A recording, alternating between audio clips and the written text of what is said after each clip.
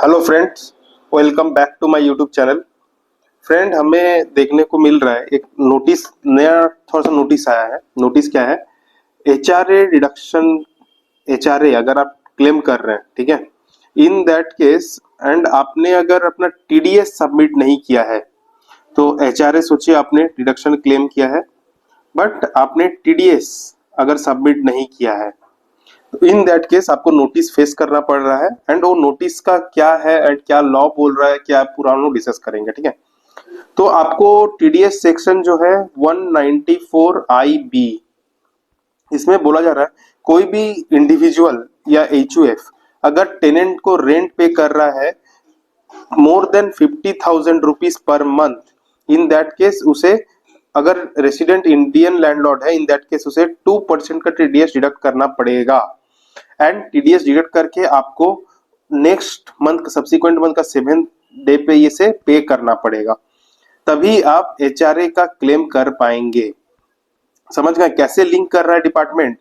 HRA है, HRA आपने claim किया बट बहुत सारे एचआरए फेक भी क्लेम हो जाते हैं। चीज को रोकने के लिए, इसी चीज को रोकने के लिए अगर आपने 194 आईबी का अगर 50,000 का अगर अपना मतलब रेंट पे कर रहे हैं, 50,000 से ज्यादा per month, in that case आपको टीडीएस पे करना पड़ेगा, टीडीएस काटना पड़ेगा 2% के रेट पे एंड उसे फिर डिपॉजिट करना पड़ेगा। तो इसी चीज को लेकर नोटिस इशू हुआ है कि जो जो टैक्स पेयर एचआरए तो क्लेम कर लिए बट एचआरए एग्जम्पशन तो क्लेम कर लिए but failure to deposit applicable TDS, in that case उसे नोटिस फेस करना पड़ेगा एंड लिटिगेशन का सामना करना पड़ेगा। एज पर लॉ, जैसे मैंने बताया, 194 आईबी कह रहा है कि आपका अगर टीडीएस अमाउंट, टीडीएस आपको डिडक्ट करना पड़ेगा 2% के रेट पे, ठीक है। एंड वो टीडीएस आपको डिपॉजिट करना पड़ेगा 7th day of the next subsequent month में। और अगर आपका मार्च है तो 30 अप्रैल एज इट इज जो डेट रहता है, ठीक है। और अगर आप टीडीएस डिडक्ट करना भूल गए, टीडीएस आपने अगर डिडक्ट नहीं किया है, इन दैट केस आपको जो 1% का आपको जो इंटरेस्ट लगता है टीडीएस नॉट डिडक्शन की वजह से 10% 1% का आपका जो इंटरेस्ट लगता है वो आपके ऊपर लगना शुरू हो जाएगा।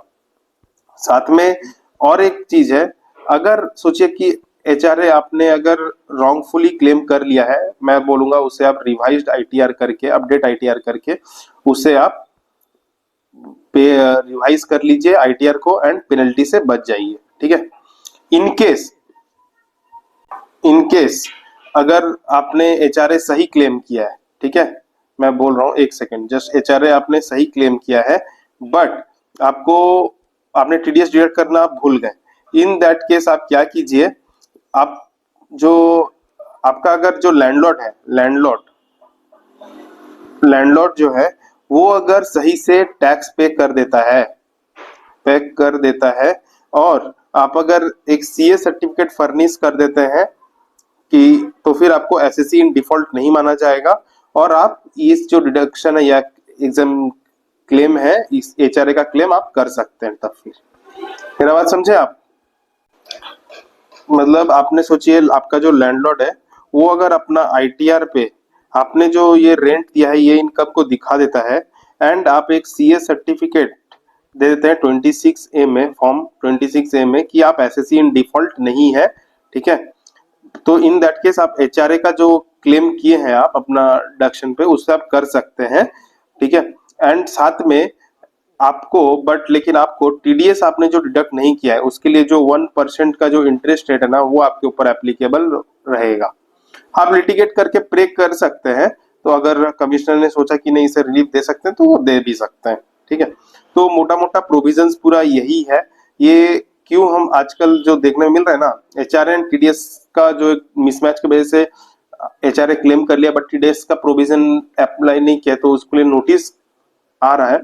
इससे कैसे डील कर सकते हैं, कौन से प्रोविजंस पूरा रिलेटेड है, इस चीज को लेकर ये वीडियो था। Thank you guys.